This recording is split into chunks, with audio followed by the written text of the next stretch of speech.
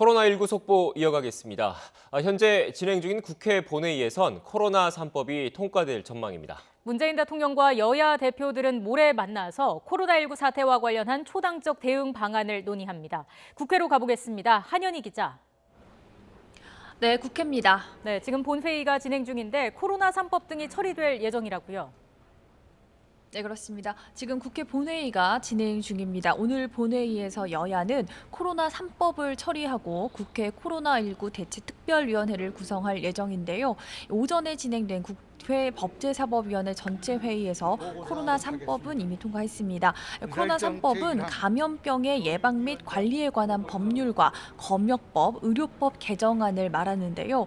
감염병 유행으로 마스크나 손 소독제 등의 수급이 불안할 때 수출을 금지하도록 하고 또 감염병 유행지를 거쳐온 외국인의 입국 금지를 복지부 장관이 법무부 장관에게 요청하는 내용 등이 담겨 있습니다. 또 이 자가격리를 거부할 경우 처벌을 강화하고 진료를 거부할 경우 강제할 근거도 마련하고 있습니다. 이와 함께 오늘 본회의에서 국회 코로나19 대책특별위원회 구성이 완료되면 국회 코로나 특위에서는 국민 불안 해소와 경제적 피해 최소화를 위한 예산과 제도 지원 등 이 국회 차원의 종합 대책을 논의할 전망입니다. 또 검역 조치 강화와 대응 매뉴얼 개선, 또 지원 방안 마련 등도 맡아서 논의한다는 계획입니다. 네, 대통령과 여야 대표들은 모레 만날 예정인데 만나면 어떤 부분들 주로 논의할까요? 네, 정부가 계속해서 언급해온 추경 예산 편성 등과 관련해서 국회 협조를 요청할 것으로 보입니다. 민주당 이해찬 대표는 오늘 아침 회의에서 추가 경정 예산의 국회 통과가 지체되면 긴급 재정 명령권이라도 발동해야 한다고 말하기도 했는데요. 회동 자리에서도 이 부분을 강조할 것으로 보입니다. 미래통합당 황교안 대표는 대통령과의 회동에서 이 바르지 못한 정부 대책을 지적하겠다고 밝혔는데요. 일관되게 강조해왔던 중국인 입국 제한을 다시 한번 요청할 것으로 보입니다. 국민들이 지금 너무 힘들어하시고 어려워하십니다. 그런데 정부의 대책이 바르지 못합니다. 그것에 대해서 저의 생각을 알리고 정의당과 민생당 역시 추경 규모와 시기 등 방법론에 대한 논의를 진행할 것으로 전망됩니다.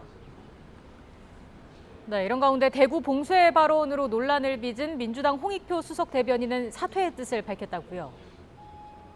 네, 그렇습니다. 대구 봉쇄 발언에 대한 해명에도 논란이 수그러들지 않으면서 해당 발언을 했던 민주당 홍익표 수석 대변인은 대구 경북 주민들께 상처를 드리고 국민 불안감도 덜지 못해 사과드린다며 수석 대변인직에서 사퇴했습니다.